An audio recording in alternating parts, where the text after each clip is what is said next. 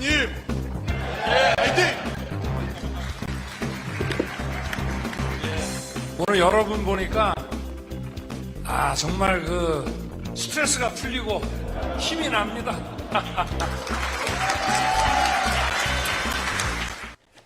예, 여러분 오늘은 윤석열 대통령의 혼돈과 절망, 그리고 박근혜 대통령의 이 안타까운 내면의 심리에 대해서 잠깐 언급하도록 하겠습니다. 우선 정말 대한민국의 지금 현실의 정치에서 우리 국가 최고 통수권자의 그런 혼선, 연이은 정책 실패, 이런 것들에 대해서 정말 매우 안타깝고 걱정스럽지 않을 수 없습니다. 무능, 비겁, 오만,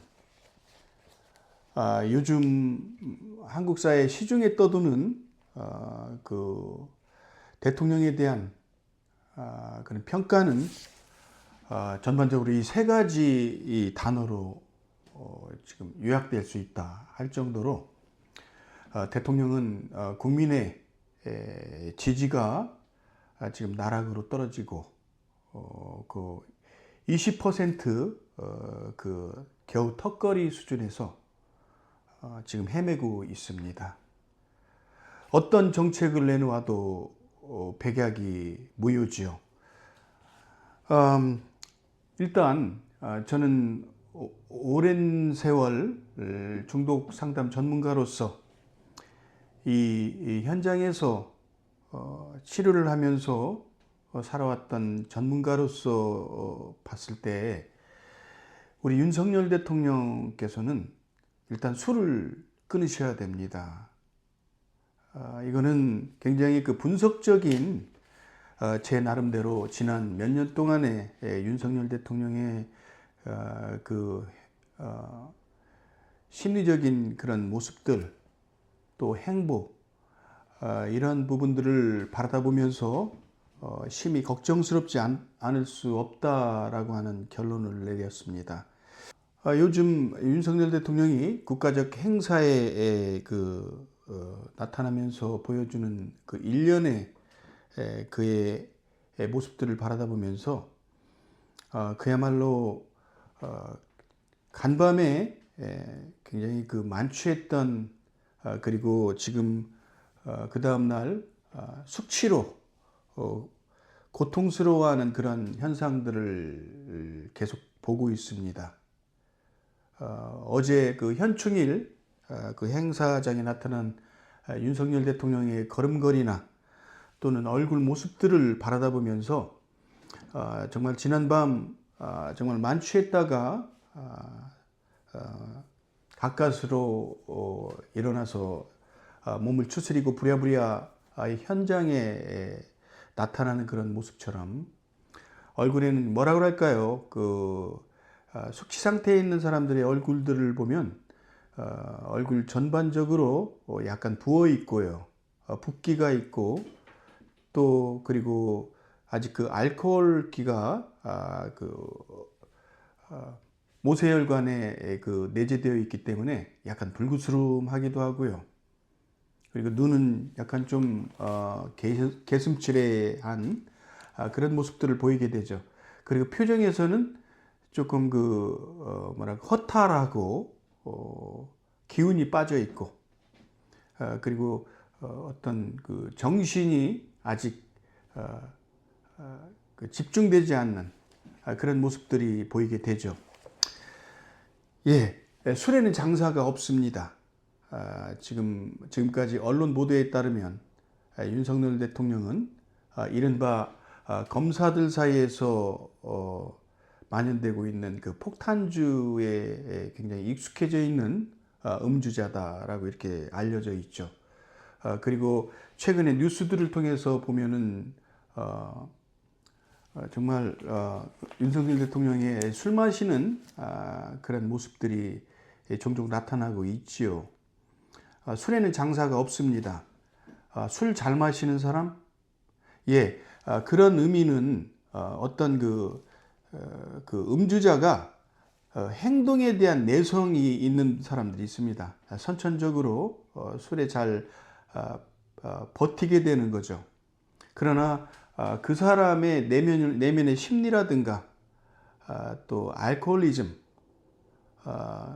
습관적, 만성적 음주가 초래하는 그 사람의 정서나 내면의 심리, 이런 것들은 시간이 갈수록 또 사람이 나이가 들수록 술로부터 패배하게 되고 어떤 그 판단력에 있어서 제대로 결정이 내려지기가 힘이 들죠. 그래서 그 습관적 음주자들의 성격들이 뭐랄까요, 굉장히 그 독선적으로 흐르고 독단적이지만 그러나 자기 자신에 대한 자신감이 상실되면서 자기 자신의 그 어떤 그 정체성이라든가 가치관들이 혼동을 일으키면서 사실 내면적으로 많이 혼선을 빚고 자기 자신에 대한 자신감을 잃게 되죠. 그러면서 결국 타인의 의견에 전적으로 의존하게 되는, 참 걱정스럽지 않을 수 없는 거죠. 대한민국의 대통령이 바로 이 전형적인 그 알코올리즘의 이런 증상들을 보이고 있다라고 하는 것은 걱정스럽지 않을 수 없습니다. 그도 그럴 것이 요즘 보면은 일련의 그의 그 정책 발표들, 그리고 정책들을 보면은 어떤 실책의 연속이죠. 뭘 하든지 되는 게 없습니다. 예를 들어서 작년에 그 부산 엑스포 유치를 한다고 수많은 나라들을 전 세계를 타고 그 세일즈 외교를 펼쳤었죠.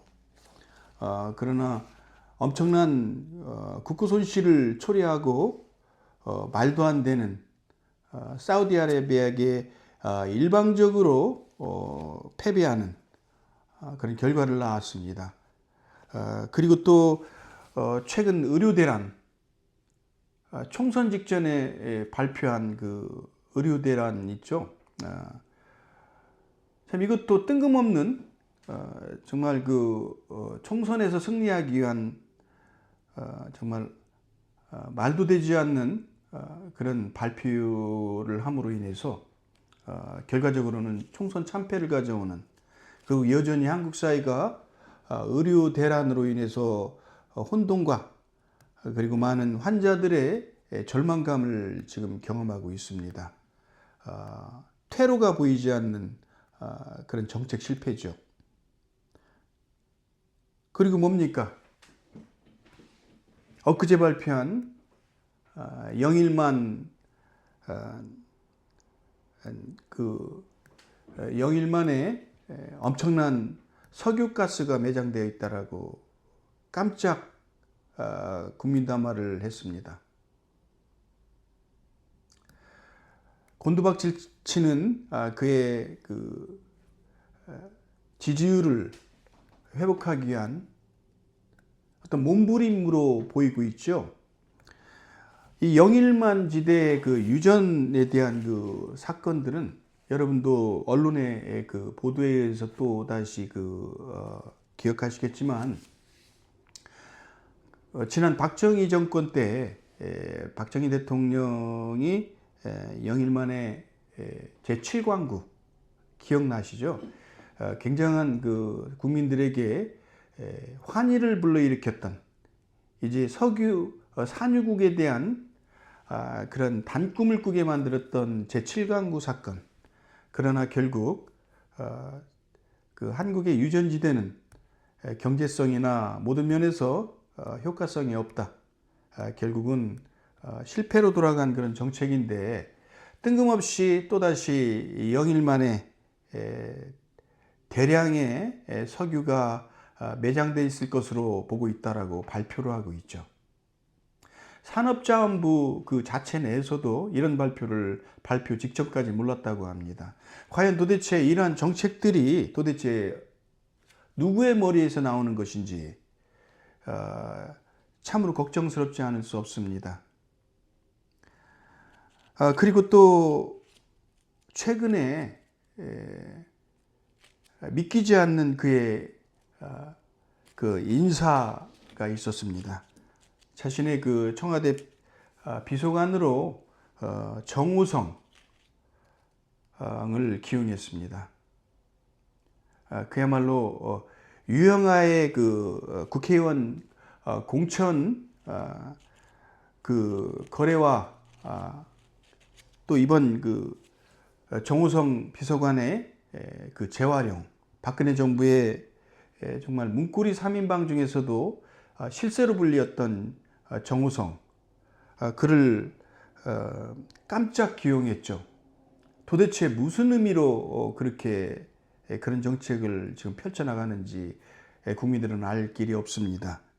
어떤 정당성이 없다라고 보아지죠. 생각을 해보십시오. 그전에도 박근혜 대통령과 깜짝 그 회동을 하게 되고 화해의 제스처를 하게 됩니다. 그러면서 그 유영아가 국회의원으로 공천을 받았죠. 누가 보더라도 이것은 어떤 그 밀실공천, 공천거래, 정략적인 거래 이런 것들로 볼 수밖에 없을 것 같습니다.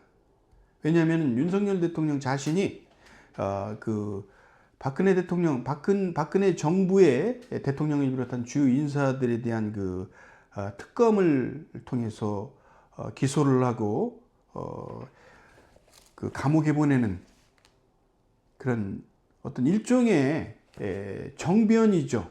이게 어떤 평화적인 정권 교체로 인한 그런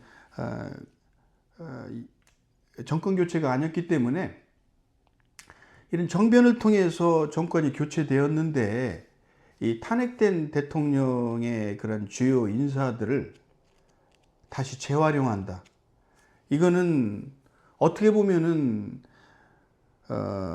자신의 그 특검에 대한 그 정당성을 스스로 부정하는 것이다라고 볼 수 있겠죠.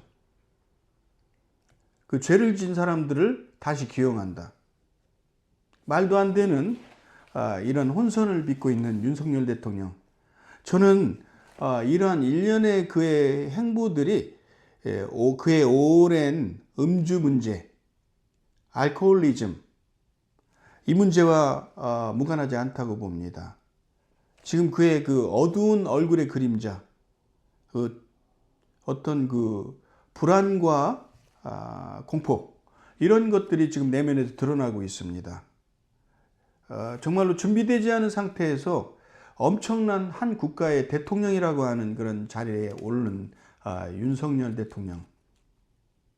그러나 오랜 그의 음주 습성은, 그의 알코올리즘은 그를 가치관의 혼동 속으로 지금 몰아넣고 있다라고 해도 과언은 아니라고 봅니다. 자, 박근혜 대통령도 그 안타깝기는 마찬가지입니다. 박근혜 대통령 역시 아버지 박정희 대통령의 그 남다른 그 술에 대한 그 애정, 결국은 어떤 또 다른 타입의 알코올리즘이 박정희 대통령에게도 내재되어 있었다라고 우리가 알고 있습니다. 그래서 그 아버지의 그 어떤 권위주의, 독재 정치, 그리고 알코올리즘, 이런 역기능적인 가정에서 성장한 우리 박근혜 대통령도 역시 술로부터의 그 부정적인 영향을 받지 않았다라고 볼 수 없습니다. 이것은 어떤 사회적 과학, 사회과학 측면에서 분석되는 그런 심리적인 효과들입니다. 우리는 이른바 이런 그 술에 중독된 사람과 사는 가족들의 또 다른 중독 현상, 이것을 코디펜던시라고 얘기를 합니다.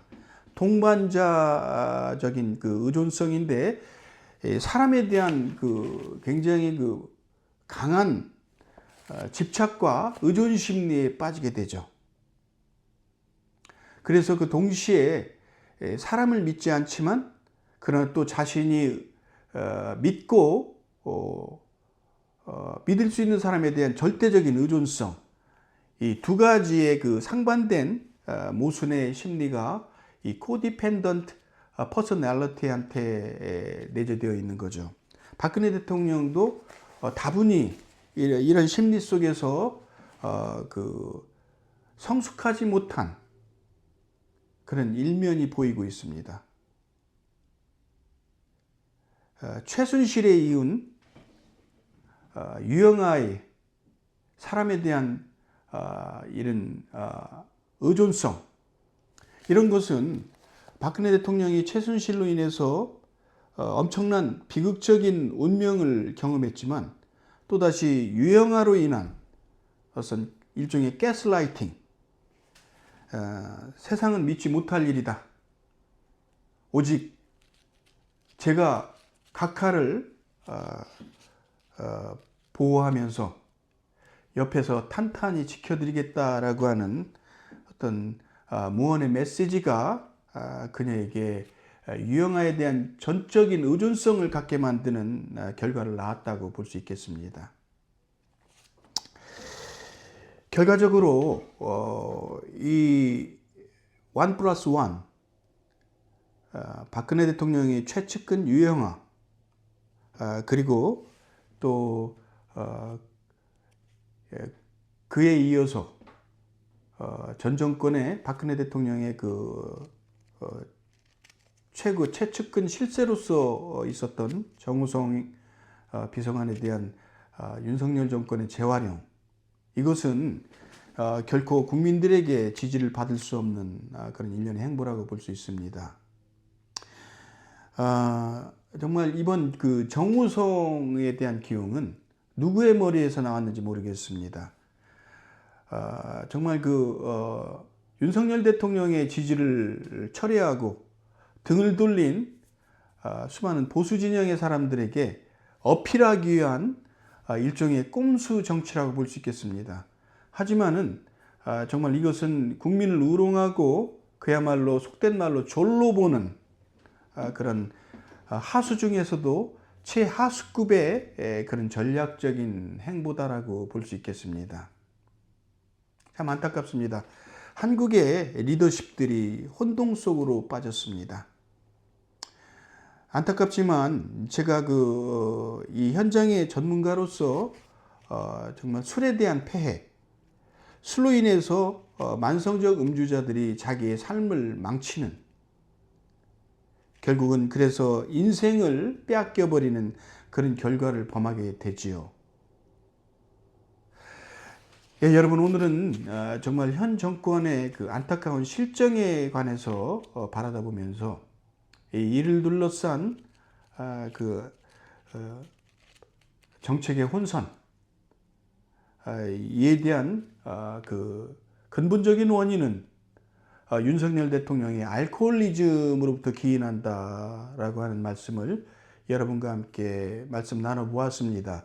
물론 윤석열 대통령을 지지하고 사랑하는 많은 보수층들이 이 방송을 들으면 굉장히 언짢을 수도 있겠지만, 저는 이건 사람을 얘기하는 것이 아니라 이 알코올리즘, 알코올리즘은 무엇인가, 그로 인한 가족들까지의 그 코디펜던시 영향들이 이렇게 무서울 수 있다라고 하는 것을 여러분과 함께 말씀 나눠 보았습니다.